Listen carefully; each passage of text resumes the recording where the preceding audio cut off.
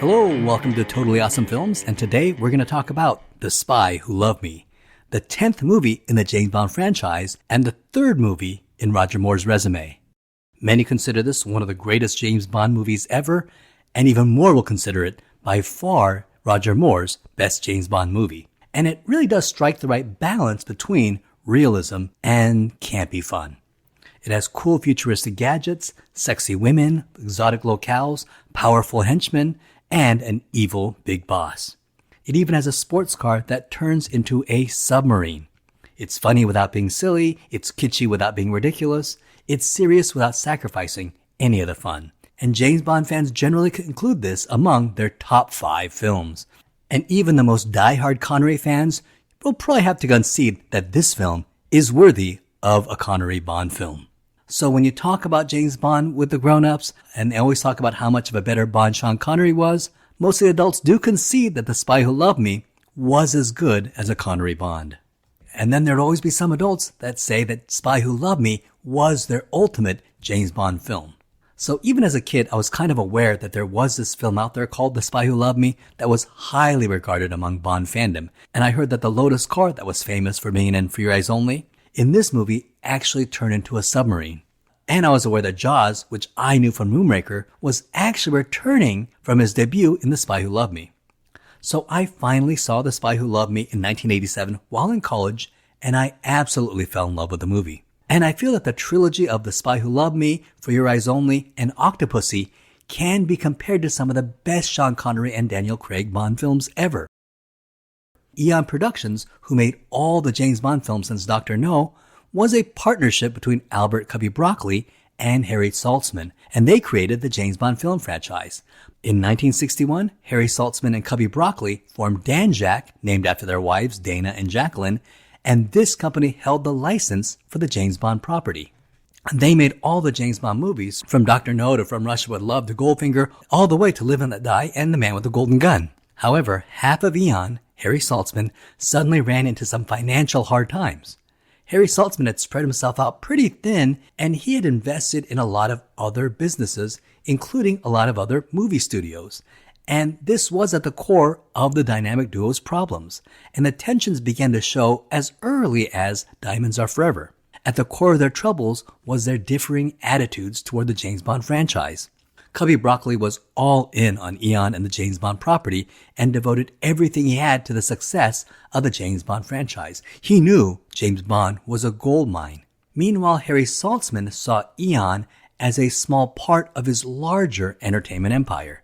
And so Cubby Broccoli was starting to feel that Harry Saltzman was not as invested in James Bond as he was, and that he was doing most of the work while Harry Saltzman was splitting half the profits. Now the problem really hit ahead when Saltzman borrowed $40 million from a Swiss bank to purchase a movie studio called Technicolor Motion Pictures Corporation in 1969, and he bought it for approximately $30 a share. And there was some corporate wheeling and dealing that went behind the scenes, and Saltzman was hoisted out of the board. And so he lost this corporate power struggle. And in 1978, Technicolor Motion Picture Corporation was worth $8 a share, and the Swiss bank loan was due, and Harry Saltzman even missed a few interest payments, and he had to pay the bank back. So at the end of The Man with the Golden Gun, Harry Saltzman asked his Eon partner, Albert Broccoli, to dissolve Danjaq, which owned the James Bond license, so that he could pay the Swiss bank back. And Cubby Broccoli initially agreed, but then later on reneged, saying something like he didn't want to pay all the taxes. It was likely that Cubby Broccoli was wanting Harry Saltzman to sell him his shares directly so that he can take over the James Bond license all by himself. Well, as revenge, Saltzman sold his shares of Danjaq and Eon for $20 million to United Artists. So now Cubby Broccoli owned half of the James Bond franchise, and United Artists owned the other half. And it was under this arrangement that The Spy Who Loved Me was made. And this partnership would make Moonraker and For Your Eyes Only. And in 1981, MGM would purchase United Artists, forming MGM UA, making them the owners of half the James Bond franchise. And it was this partnership between Cubby Broccoli and MGM UA that made the Timothy Dalton movies, the Pierce Brosnan films, and the Daniel Craig films. Well, recently in 2021, Amazon bought MGM-UA, making them the owners of half the James Bond franchise. And that's the drama that's going on right now. So the Broccoli family was at a stalemate with Amazon on the direction of the James Bond franchise. When Amazon head Jeff Bezos heard that Barbara Broccoli was not happy with Amazon and that they were at a stalemate, he basically said, make her an offer she can't refuse. And boy, did they. Because Amazon offered the Broccoli family $1 billion for the creative rights to the James Bond movie franchise. That's 1 billion with a B. Now, contrary to popular belief, the Broccoli family will still own half the James Bond franchise, so they'll still share in half the profits of anything Amazon makes. The $1 billion was only to give up creative control, and it was indeed an offer they could not refuse. So from here on out, every James Bond movie, every James Bond streaming spin-off show, everything James Bond will be made solely by Amazon, with the Broccoli family sharing in the profits. Now, unfortunately, after seeing what Disney did to Star Wars and seeing what Amazon themselves did to Lord of the Rings, Rings of Power, a part of me is pretty worried. Well, back to The Spy Who Loved Me. So Albert Cubby Broccoli had to make this one without his partner, Harry Saltzman. So Guy Hamilton, who had directed Goldfinger, Diamonds Are Forever, Live and Let Die, and the last film, The Man with the Golden Gun, was originally attached to direct this film. Interestingly, he left the James Bond franchise to direct. Now this is weird. Do you know which movie he left the James Bond franchise to direct? He left the James Bond franchise to direct Superman the movie. That's right, Guy Hamilton was originally going to direct the 1978 Superman the movie, and they were set to film Superman in Italy, but once they hired Marlon Brando could not set foot in Italy because the Italian government was threatening to arrest him for obscenity charges due to his film The Last Tango in Paris, directed by Bernardo Bertolucci, who the Italian government actually arrested for 3 months. So it was not a blanket threat. As a result, they had to move the production to the UK, and Guy Hamilton could not set foot in the UK because of tax problems. So for the Salkinds, it was between Guy Hamilton or Marlon Brando, and of course they chose Marlon Brando. So Guy Hamilton was out, and after an extensive director search, they finally found Richard Donner. And this is interesting. There's actually another connection between the James Bond franchise and Superman the movie. Even though the original script was written by Mario Puzo, Puzo turned in a 550-page script. Therefore, the screenwriting team of Robert Benton and David and Leslie Newman rewrote the movie into a more appropriate 120-page script. And then director Richard Donner brought in his own screenwriter, his friend Tom Mankiewicz, to turn that film into the movie that we saw on screen. Tom Mankiewicz, who also wrote the screenplay for Live and Let Die, The Man with the Golden Gun, and who did uncredited rewrites for The Spy Who Loved Me and the next film, Moonraker.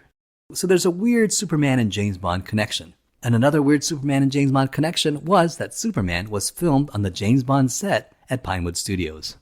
So Cubby Broccoli went in search for directors, and they eventually settled on Louis Gilbert, who had directed the previous movie, You Only Live Twice. The Spy Who Loved Me was the 10th book in the Ian Fleming series, and the original book was totally different from this movie. And up to now, even though much of the James Bond movies departed somewhat from the original Ian Fleming novels, the core of the movie resembled the novels. Dr. No, From Russia with Love, Goldfinger, Thunderball, You Only Live Twice, On Her Majesty's Secret Service, Live and Let Die, and The Man with the Golden Gun basically take the basic story elements from the novel. Probably Dr. No, From Russia with Love, and On Her Majesty's Secret Service probably follow the novels the closest, with Diamonds Are Forever and The Man with the Golden Gun diverging the most. Well, The Spy Who Loved Me will be the first James Bond movie that has almost nothing to do with the Ian Fleming novel. And this is because Ian Fleming did an experiment while writing The Spy Who Loved Me, where he wrote the entire novel from the point of view of a Canadian woman, Vivienne Michel, who has to work with James Bond. The book was panned by critics, and fans didn't really take to it as well. And Ian Fleming ended up hating it. So when he sold the rights to his novels in 1961 to Saltzman and Broccoli, he refused to sell the story rights to The Spy Who Loved Me, and all he sold them was the title, which if you think about it, is an excellent title. So Cubby Broccoli commissioned a completely new story from scratch, and many writers worked on the script. Carrie Bates wrote a treatment where James Bond and Tatiana Romanoff from Russia with Love would team up to stop Spectre from kidnapping nuclear submarines from an underwater fortress. And the leader of Spectre would be Hugo Drax. Anthony Burgess of A Clockwork Orange fame wrote a treatment where James Bond would go up against an organization called Chaos from Singapore, and he'll prevent them from assassinating Queen Elizabeth II while she was visiting Australia. Even American filmmaker John Landis got in on the action and wrote a treatment where James Bond prevents the kidnapping of the Pope. And finally, Richard Maibaum, who was a James Bond staple, having written the screenplay for Dr. No, From Russia with Love, Goldfinger, Thunderball, On Her Majesty's Secret Service, Diamonds Are Forever, and The Man with the Golden Gun, was brought in to combine all the disparate story elements from the previous treatments and come up with a coherent screenplay. And his story generally involved a giant Spectre supertanker that swallows up nuclear submarines. A plot somewhat similar to You Only Live Twice, which incidentally was also directed by Lewis Gilbert. And Lewis Gilbert brought in his writer, Christopher Wood, to take another turn at the script. And Christopher Wood had a very strong vision for his script, because he felt that the two previous movies, like Live and Let Die and The Man with the Golden Gun, made the mistake of writing Roger Moore's James Bond to be too much like Sean Connery. Christopher Wood had the idea to stop writing Roger Moore's James Bond to resemble Sean Connery, but rather go back to the source material of Ian Fleming's novels. In the novels, James Bond was more smooth and more sophisticated and more English, with a little more of a sense of humor. And he thought this had the benefit of playing to Roger Moore's strengths and personality, which was closer to Ian Fleming's Bond than Sean Connery was. He therefore wrote the dialogue tailored for Roger Moore, and that's why if you watch this movie feels as if Roger Moore finally has his own voice as 007. But James, I need you. So does England. Cubby Broccoli asked Christopher Wood to create a villain based on the mafia gangster character in the novel of The Spy Who Loved Me, a giant with a metal brace named Saul Horror Horowitz, and Broccoli envisioned him as being a strong giant with metal teeth. Now the only thing that's really the same is the title, and in fact the movie is so different from the book that Cubby Broccoli also commissioned a novelization of the book called James Bond, The Spy Who Loved Me, written by Christopher Wood, and it is the first official novelization of a Bond movie.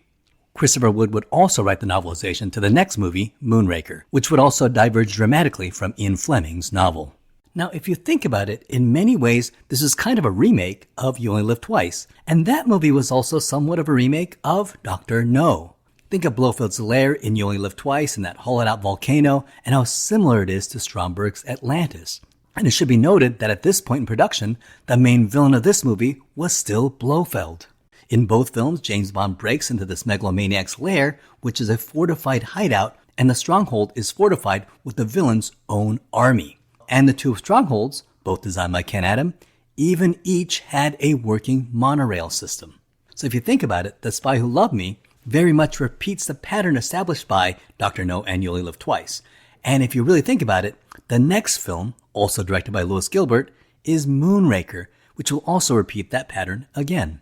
The original first draft of the script was written by Richard Maibaum, and then the second draft was completed by Christopher Wood. And incidentally, Richard Maibaum is also going to write the primary screenplay for Your Eyes Only, Octopussy, A View to a Kill, The Living Daylights, and License to Kill. So he has his footprints on the whole creation of James Bond as we know it.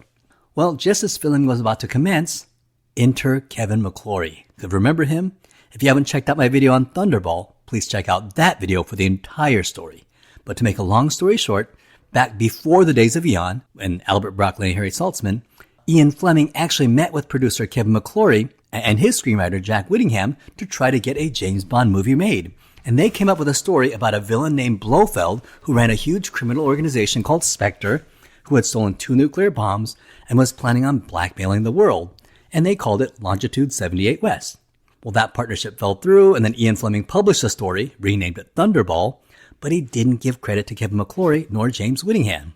I don't really know what Ian Fleming was thinking or what he thought was going to happen, but Kevin McClory sued and was winning the court battle, but Ian Fleming had a heart attack during the trial, so he was persuaded by his friends to settle. And in 1963, the settlement said that Ian Fleming owned the rights to the book Thunderball, but had to give credit to Jack Whittingham and Kevin McClory. However, all movie rights to Thunderball went to Kevin McClory, and that included the rights to Blofeld and Spectre. Well, there was a problem, because before this settlement, Eon Productions had just made 2 movies, Dr. No One from Russia with Love, that featured Blofeld and Spectre. And that's why in the 3rd film, which was at the time of this lawsuit, Goldfinger didn't have Spectre nor Blofeld in it. Well, as a clever compromise, Albert Broccoli and Harry Saltzman brought in Kevin McClory to produce their 4th film, Thunderball, gave him full producer credit, gave him a whole bunch of money, and even let him have a cameo in the movie, and in exchange, Eon would get the rights to Blofeld and Spectre for 10 years. And that's why they were able to make You Only Live Twice, On Her Majesty's Secret Service, and Diamonds Are Forever, which heavily featured Blofeld and Spectre. Well, by the time of this movie, their 10 years had run out, and the rights to Blofeld and Spectre reverted back to Kevin McClory. And he sued Eon to stop the filming of The Spy Who Loved Me, stating that they had plagiarized his Thunderball. Albert Broccoli fought this in court, and for the most part he won, so filming would recommence, and the story that they came up with could be used, but the character of Blofeld and the organization of Spectre would have to be changed. And that's why the villain, who seems so much like Blofeld, was changed to Stromberg at the last minute. Now this script by Christopher Wood really lets Roger Moore shine, because Roger Moore is great here as James Bond. He's confident, he's charming, he's deadly, he's funny when he needs to be, but also serious and intense when he needs to be. And I think he has the right balance. And in this film, I think he's also gained a certain confidence in the role. And this film finally feels as if Roger Moore has completely exorcised any of Connery's demons, leaped out of his shadow, and has settled in 007's skin. He's completely convincing as Britain's top secret gentleman spy. And in this movie, he is James Bond. For the role of top Soviet spy Anya Amasova, aka TWF&x, this was particularly difficult to cast because they needed someone tough and beautiful who could come across as James Bond's equal.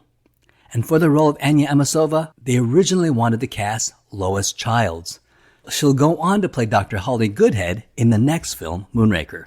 And I can totally see it. I can see her in this movie. However, she had temporarily retired from acting, so the producers had to scurry and find a replacement. The producers ended up auditioning multiple women. And Catherine Deneuve lobbied hard to play the part of Anya Amasova. However, Catherine Deneuve was already a big star who could command a salary of $400,000 to $500,000 per picture. However, she wanted to play Anya Amasova so badly that she even agreed to cut her usual salary in half, going as low as $200,000. However, Cubby Broccoli said that he could only afford to pay her $85,000, so Catherine Deneuve couldn't go that low and dropped out of the project. Other actresses like Martha Keller and Dominic Sands were also considered. However, 4 days before filming, TWF&x had not yet been cast. Fortuitously, one of Broccoli's friends asked him if he can do him a favor and give him a small part for one of his female friends. Well, no problem. So Albert Broccoli agreed to give Barbara Bach a small part in the film. However, when she came on set, they were intrigued with her stage presence. So they decided to audition this unknown American actress, Barbara Bach, for the role of Anya Amasova and gave her a screen test. And she had the best screen test of any of the actresses and also had excellent chemistry with Roger Moore. And so she was cast as TWF&x. And this character really is fantastic. She really is 007's opposite number in the KGB, and she is their top spy. And she's beautiful, she's smart, she's deadly, and really the best match for Bond yet. And they look good working together, whether they're fighting villains or fighting each other or kind of one-upping each other in meetings to impress their leaders. There's this really good chemistry between these two. And she does come across completely as James Bond's equal. And we sort of feel that the world is in better hands because these two are working together. And Barbara Bach really is good. For me, I mostly remember her as the MacGuffin love interest in the movie Caveman, the antagonist to Kelly Long's Good Girl character. Now, Barbara Bach was born in Queens, New York, and she is of Jewish and Irish descent. At age 14, she joined the Eileen Ford modeling agency and quickly became the most sought-after face in all of modeling. Now, incidentally, Barbara Bach is the wife of Beatles drummer Ringo Starr, and they met and married each other on the set of the 1981 comedy film Caveman, which actually is one of my favorite comedy movies of all time, and I may have to review that for this channel one of these days. As you can imagine what being married to Ringo Starr was like, the two engaged in heavy alcohol and heavy drug use together from 1981 to 1988 when the two checked into a rehab center, got sober, and the two have remained sober to this day. And here's something really cool. After 40 years of marriage, they're still married. Well, after the two got sober, Barbara Brock was accepted into the UCLA psychology department, and she received her master's in psychology in 1994. Now, another wonderful addition is the evil henchman Jaws. David Prowse, who will go on to play Darth Vader, was considered for the part. And another actor that was considered was Jack O'Halloran, who is best known for playing the Phantom Zone villain Non in Superman 2.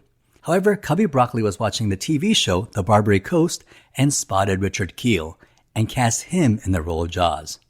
Now, Richard Kiel was a prominent and working character actor who had multiple roles in TV shows whenever they needed a tall man. And Kiel is most famous for being in The Twilight Zone and in the old Wild Wild West TV show.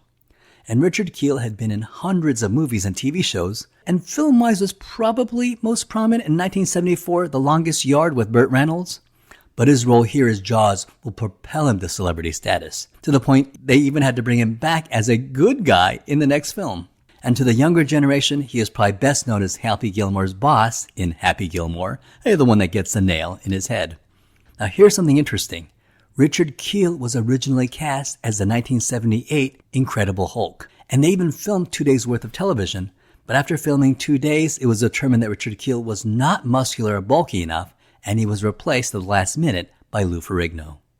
Jaws, as played by Richard Kiel, is a fierce 7'4" giant with metal teeth, and when we meet him, the head villain Stromberg tells him to kill everyone who's touched the microchip, and Jaws smiles with childish glee, and that's all we need to know about him. Every person who even comes into contact with that microfilm is to be eliminated. Not only is he a physical specimen, he enjoys killing. And we really feel that 007 really is in trouble. Many fans, including myself, consider him the best James Bond henchman ever. And the metal teeth were actually designed by Katrina Kubrick, who was the stepdaughter of Stanley Kubrick. And she didn't want them to be pointed since they could injure Kiel, so she came up with the idea to have the teeth resemble a cogwheel pattern. However, the metal teeth that Richard Kiel has to use every day were very uncomfortable, and he described it as being like having a box inside your mouth, like when you go to the dentist to get a molding of your teeth. And they were so uncomfortable to the point of being painful that he was only able to wear it for a few minutes at a time for the shoot, and immediately took it off when the cameras were not on him. And whenever you see him on camera, he said it always really put him in a bad mood. The name Jaws is somewhat of an homage to Steven Spielberg. Bond has always been a trend hopper. Live and Let Die with Blaxploitation and The French Connection, The Man with the Golden Gun with Bruce Lee Kung Fu films, and Moonraker with Star Wars. And so The Spy Who Loved Me definitely has a water theme. And if you think about it, the biggest hit the previous year was Steven Spielberg's Jaws.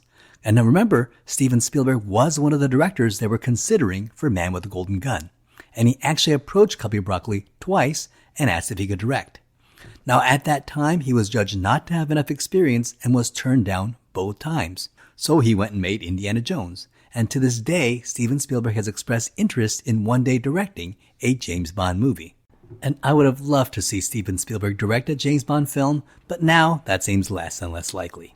And now with Amazon making the James Bond movies, there's even rumors that Christopher Nolan may be on the short list to direct the next James Bond movie. The big baddie in this movie is a billionaire named Karl Stromberg, played by German actor Kurt Jürgens. And Karl Stromberg wants to start World War III and destroy the world so he can make way for his underwater civilization. Now, one thing you don't want to miss is that when you're watching this movie, look at Karl Stromberg's hands, because he's supposed to have webbed hands. And it's hard to see on TV, but it's more visible on the big screen. And now that we have Blu-ray with better definition, you're actually able to see it again. And I think the director made a good choice not drawing attention to the hands, because I think if he did, it would have really taken you out of the movie, because it does seem kind of hokey. But, James Bond villains always had a physical deformity, and I think that the fact that they kept this subtle, it's a way to be continuous with that without drawing attention to itself. I like the fact that if you don't know about it, you'll miss it, but if you look for it, it's there. It just adds a whole depth of realism to this film. This movie has some of the greatest Q gadgets in the history of the franchise. We have a watch that prints messages, we get a ski pole, which is a gun, and we have more. We have a cigarette case that views microfilm, a cigarette that shoots out knockout gas, a Q lab with a hovering serving tray that decapitates victims, and a lightweight portable water glider that fits into a duffel bag.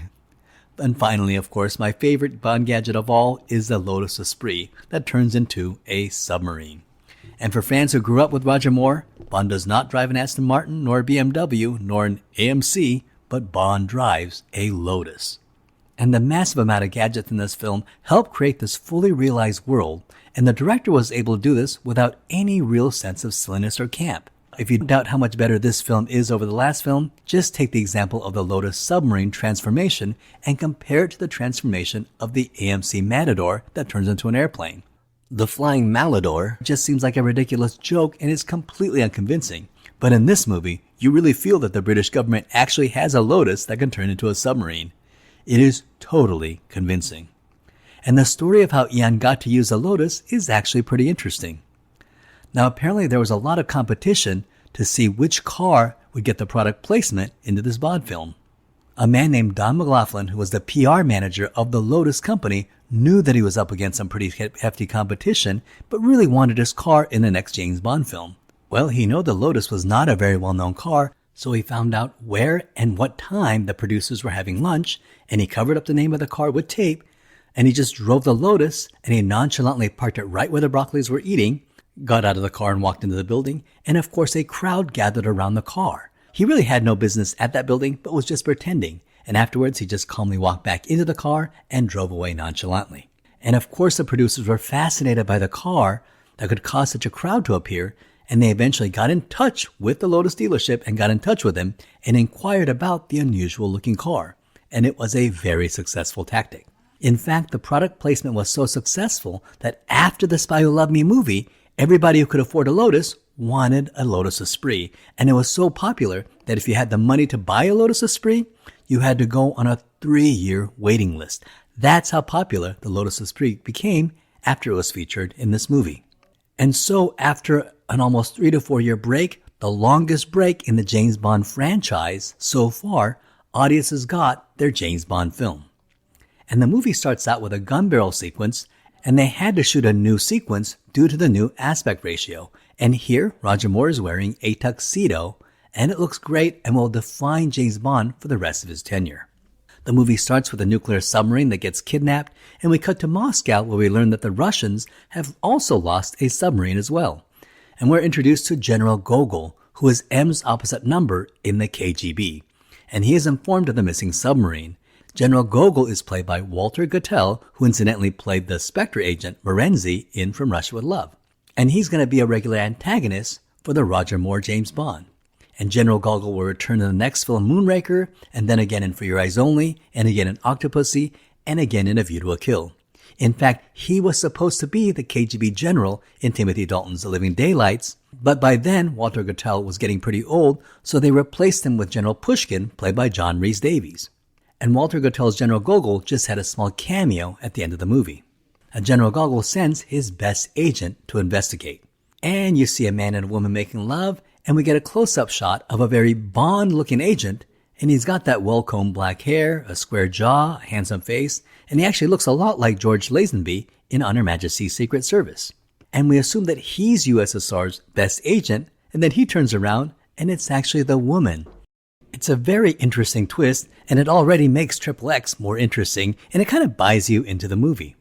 Incidentally, that James Bond-looking actor that plays the male lover of TWF&x is actually actor Michael Billington, who was the second choice to play James Bond in Live and Let Die, and eventually lost the role to Roger Moore.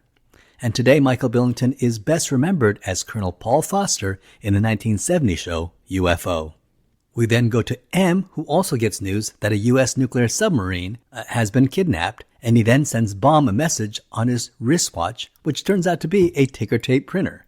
And that's already a pretty cool gadget within the first seconds of the film. But James Bond wears a bright yellow suit with a bright red backpack. And we already see that this Bond is going to be very different from Sean Connery. And then when the woman says, I need you, Bond says, So does England. And it's already very distinctly Roger Moore. And then he's off skiing down the Austrian slopes, and suddenly a group of assassins close in on him. And we have 007 evading Soviet assassins, swishing through the mountains in incredible first-person action. And it's a stunning action sequence. And this ski sequence was filmed by second unit director John Glenn, who also directed the ski sequence in On Her Majesty's Secret Service. John Glenn, who already shows immense talent for filming James Bond action, will go on to leave an indelible mark on the James Bond franchise because he will direct The Incredible, For Your Eyes Only, and then direct Octopussy, and then direct A View to a Kill, and then direct The Living Daylights and License to Kill, defining James Bond for the 1980s. And one assassin closes in, and 007 shoots him with his ski pole, another really cool Bond gadget. And the Soviet agent who dies by Bond's ski pole is the secret agent we met earlier, the one played by Michael Billington. He's Triple X's lover, and this will set up tension between James Bond and Triple X, who now has motive to kill Bond and avenge her lover. And then it looks like Bond has no more room to ski. He's headed straight for a cliff, and then he jumps off the cliff and is in free fall for what appears to be an eternity. And it really sets a tone for what's going to be a great ride. The cool thing about this scene is that it was not a special effect. A stuntman actually did the jump. And that stuntman's name was Rick Sylvester, who was a skier and a stuntman who had actually never done the jump before. This was his first time doing it, but he was confident that he could do it. However, Cubby Broccoli and the production team were very worried about the dangerousness of the stunt. And while they were waiting for Rick Sylvester to do the stunt, there was a huge delay and there was no jump. And so Cubby Broccoli assumed that Rick Sylvester got scared and changed his mind. So Cubby Broccoli called Rick Sylvester, who was on top of the mountain, and said, "Listen, Rick, you don't have to jump. Nothing is more important than your life, and I don't want you to risk your life for some stupid movie." And Rick Sylvester started laughing and said, "No, I was just waiting for the wind to die down." And Rick Sylvester was ready to go and wanted to do the jump. And just before he took off, his friend said, "Remember, you're James F. Bond." And when the wind was right, off he went. But ultimately, filming the scene was like some scene in a comedy sketch because there were 4 cameras recording the jump. And the first primary camera lost Rick Sylvester in the air, so nothing he recorded was useful.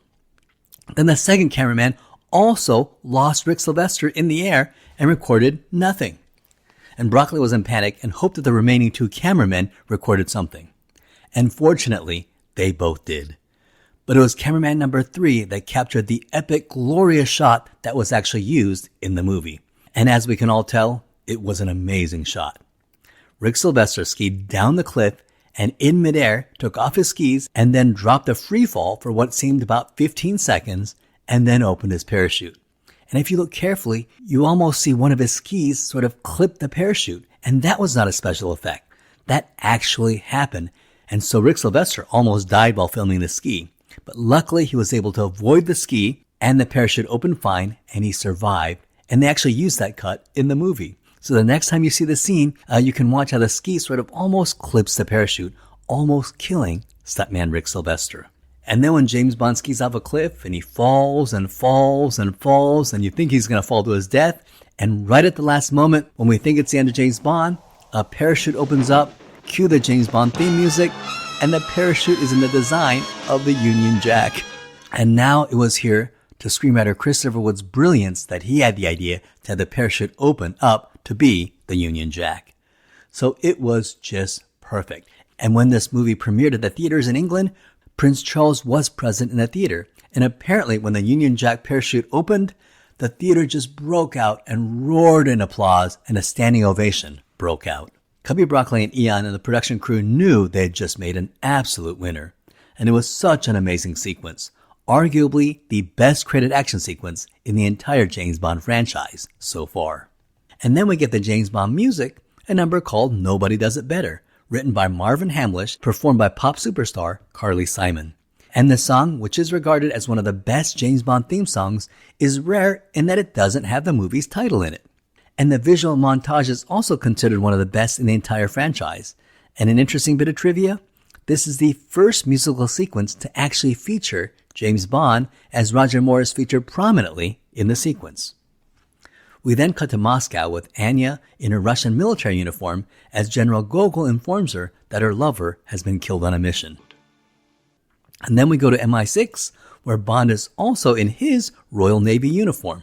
And he meets with Bernard Lee's M and Q, along with some new characters who will become recurring characters in the next 5 Bond films. But we meet them here first. We have Jeffrey Keane as Minister of Defense Sir Frederick Grey, And we have Robert Brown as Admiral Hargraves, who will take over as the new M in Octopussy after the sudden passing of Bernard Lee during the filming of For Your Eyes Only, just before he can film any of his scenes. Robert Brown will play M in Octopussy, The Living Daylights, and License to Kill. The MI6 officials learn that billionaire industrialist Karl Stromberg has built a submarine tracking system which can track nuclear submarines, and this is likely how the Russian and the US nuclear submarines were kidnapped. And they learn that a microfilm with the schematics of the submarine tracking system has been leaked and is somewhere in Egypt. We then meet the main bad guy Stromberg, who we learn from the beginning is an evil megalomaniac who kills without remorse.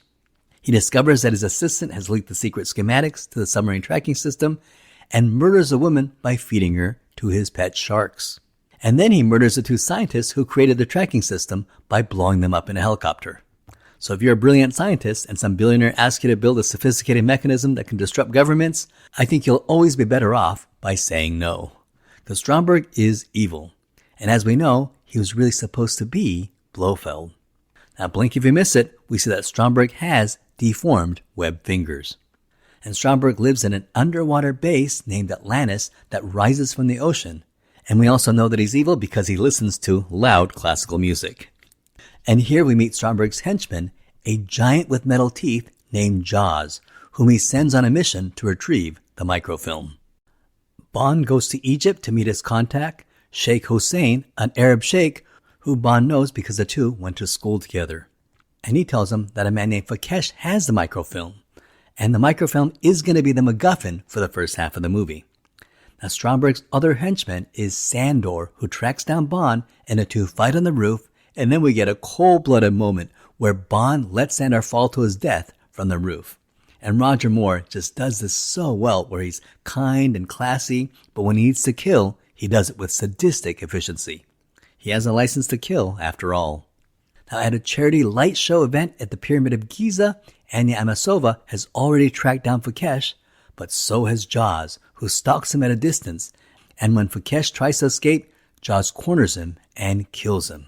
And the crew actually traveled to Egypt to the Pyramid of Giza to film this sequence. And apparently it was a brutal shoot, mostly because the food was so terrible. But we'll talk about that in a second. For now, the team could not get the lights right because the pyramids were too big. And after trying different things, they finally gave up. And so the pyramids that we see on screen are actually miniature models. Now the cast and the crew were having a terrible time in Egypt because the food was so terrible. And so Cubby Broccoli had food shipped in from England in a refrigerated truck. But when they opened the truck, all the food was spoiled because someone forgot to turn on the refrigerated truck, and so all that food had to be thrown away. Therefore, Cubby Broccoli, who was an amateur cook, went into town and bought a bunch of tomatoes, bought a bunch of pasta and herbs, and he himself cooked food for the entire cast and crew. And he and Roger Moore served it together for everyone.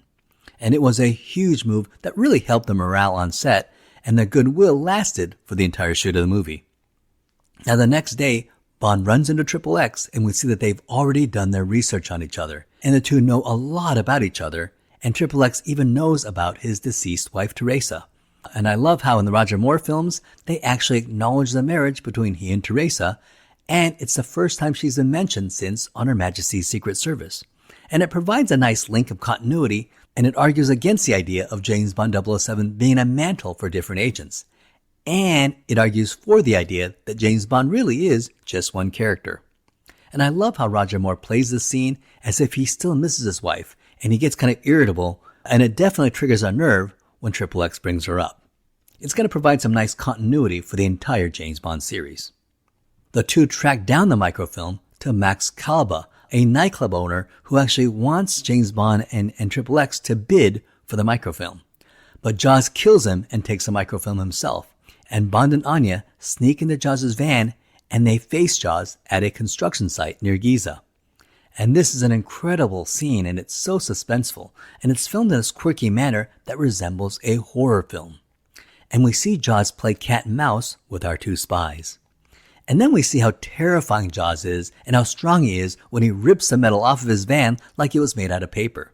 Now, while filming in Egypt, the Egyptian government sent a representative who was on set at all times to make sure Egypt was not portrayed in negative light. However, during this scene, when the construction scaffolding falls down on Jaws, Roger Moore ad-libbed the line, Egyptian builders. and it actually got a huge laugh in the Egyptian crew, but the Egyptian government representative actually didn't hear it, so it was able to stay in the movie.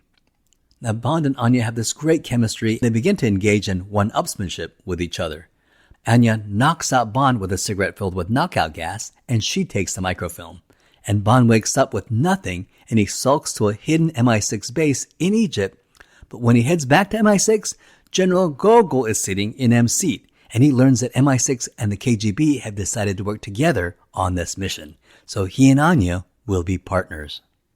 Bond and Anya take a train from Egypt to Sardinia, which is a small island off the coast of Italy, so a train ride doesn't really make much sense if you look at it on a map, but it does allow our characters to be on a train in order to recall the train scene in From Russia with Love. And sure enough, Jaws is there in the room, hiding in one of the cars.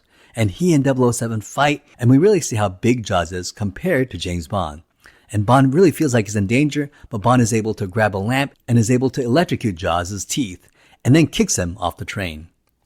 They arrive in Sardinia, and Q is there to meet them with the Lotus, and this is clever because we actually don't hear Q explain all that the Lotus can do. So it's a surprise when we see the Lotus in action. And here Anya refers to Q as Major Boothroyd, which is the first time he has been referred to that. Good morning, Major Boothroyd. Morning, Major. This shows that Q, as played by Desmond Llewellyn, is the same character as Major Boothroyd, who was played by Peter Burton in Dr. No. And then we get some really beautiful shots of Sardinia, worthy of the exotic locales that the James Bond franchise is known for. And Bond and Anya pose as marine biologist Dr. Sterling and his wife and are picked up by Naomi, who take the two to meet Stromberg inside the Atlantis base. And Bond notices a severed hand in the pool. And Naomi, who is supposedly the administrative assistant to this huge multinational global conglomerate, and Stromberg has her working while dressed in a skimpy bikini, it makes me start to think that there may be a whole other thing going on with Stromberg. Like maybe he might be a sick deviant? Well, here Stromberg tells him of his plans to build an underwater civilization. And Jaws recognizes Dr. Sterling and his wife as the two agents on the train, and Stromberg orders Jaws to kill them. Then while he's leaving, evil goons chase them with a car, a motorcycle, and a helicopter, and this is one of the best chases ever. The motorcycle even has a sidecar that is really a missile. And then the Lotus shoots out oil, and in typical James Bond fashion, as the helicopter pilot, the beautiful Naomi, tries to kill him, Bond and Naomi even flirt with each other as they're trying to kill each other. And it looks like the Lotus has nowhere to go, and Bond drives the car into the water, and the Lotus turns into the submarine. And this is just so awesome. And then the Lotus submarine has its own missiles and shoots out Octopus Inc., and it has a rocket missile system that destroys the helicopter.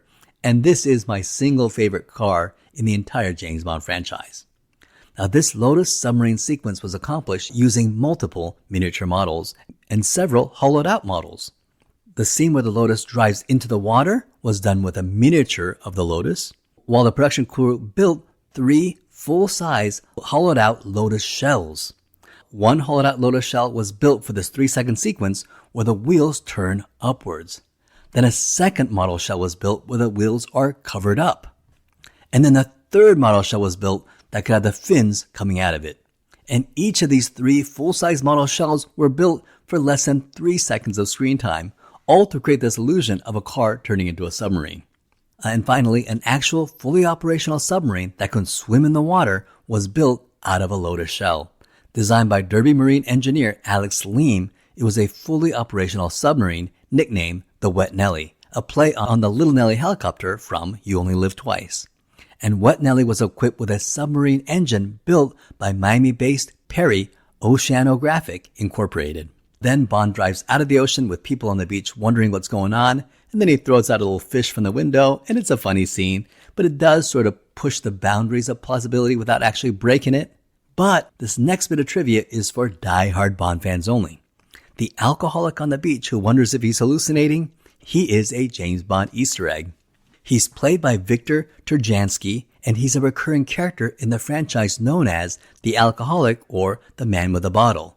And in the world of James Bond, he is not only played by the same actor, he is supposed to be the same character. So he's here in The Spy Who Loved Me. He'll appear again in Venice in Moonraker when he sees the gondola. And then he'll also be at the Alpine ski slopes in For Your Eyes Only. And apparently, like Bond, he's also a jet-setting world traveler who happens to really like his booze. Now, as the two are relaxing back at the hotel, Anya discovers that it was Bond who murdered her lover. And she vows that when the mission is over, she will avenge the death of her boyfriend by killing 007. Bond and Anya board a U.S. nuclear submarine, which then gets swallowed up by Stromberg's supertanker. The interior of the supertanker is another incredible set by legend Ken Adam, and is generally regarded as arguably the greatest set built by Ken Adam. And Ken Adam wanted to create a set that would rival his Spectre base in You Only Live Twice. So he designed the interior of the supertanker, and Broccoli gave him $1 million to do it. However, there was one problem. Where would he build it? After all, after filming the You Only Live Twice set, it ended up being a huge eyesore that took years to dismantle and clean up. And in 1976, there was not a soundstage that was big enough to hold Ken Adams' design. Therefore, Ken Adam decided to build a huge soundstage that can encompass the interior of the supertanker. Therefore, after the movie, that soundstage could be reusable. And this is genius. The soundstage, which would be the largest soundstage in the world, was built at Pinewood Studios and would be named the 007 stage.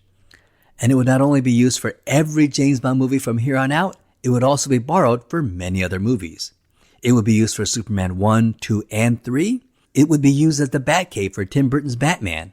It was used for Dragon Slayer, The Adventures of Baron Munchausen, Alien 3, The Fifth Element, and was used for both the Angelina Jolie, Lara Croft Tomb Raider movies, as well as many, many more films. And it was built here for The Spy Who Loved Me. We learn that Stromberg has captured 2 other nuclear submarines and plans to detonate a bomb in New York and in Russia in order to set off World War III. And while the Earth is a nuclear wasteland, he and his minions will thrive in his underwater civilization. Okay? Then Stromberg rides off with a kidnapped Anya. And what is Stromberg going to do with a kidnapped top agent of the KGB? Well, he's going to dress her up in a sexy red dress and tie her to a chair. So are you starting to think that Stromberg is indeed a sick deviant? He leaves Bond and all the Russian and U.S. submarine sailors to their deaths, but Bond helps them mount a daring escape and uses the detonator of the nuclear warhead to break into the supertanker's command center. And they use the submarine tracking system to get the 2 submarines to destroy each other. And now Stromberg has no more nuclear missiles, and the world is safe. The Americans are about to destroy Atlantis, but Bond must rescue Anya first. And we get James Bond looking very dapper in his Royal Navy uniform, riding a miniature water bike jet ski, which was dubbed the Spy Sea Scooter. It is such an awesome, quintessentially Roger Moore James Bond moment. Now, this idea of a sit-down jet ski may seem fairly commonplace today, but it was new when this movie came out in 1977. In fact, the first jet ski, which was a stand-up jet ski, was first introduced to the U.S. in 1973, and the seating-style jet ski wasn't released until a few years later. So when this movie was released, people had just started to see a seated jet ski. And this miniature seating jet ski, which is still really cool looking even today, was called the wet bike, and was marketed as the motorbike that rides on water. And since Stromberg is a classic Bond villain, he has to invite Bond to a nice dinner. But during the dinner, Stromberg tries to kill Bond across a long dining room table, but Bond turns the tables on him, pardon the pun, and kills Stromberg. And now we get the final showdown between Bond and Jaws, where Bond is able to use a giant magnet to capture Jaws and drop him into a tank full of sharks. However, the sharks are no match for Jaws. Now, in the original script, James Bond would drop Jaws into the furnace, definitely killing him. However, Albert Broccoli suspected that the character would be popular and wanted to keep him alive to have him appear in subsequent movies. And of course, he'll get his controversial return in the next film, Moonraker.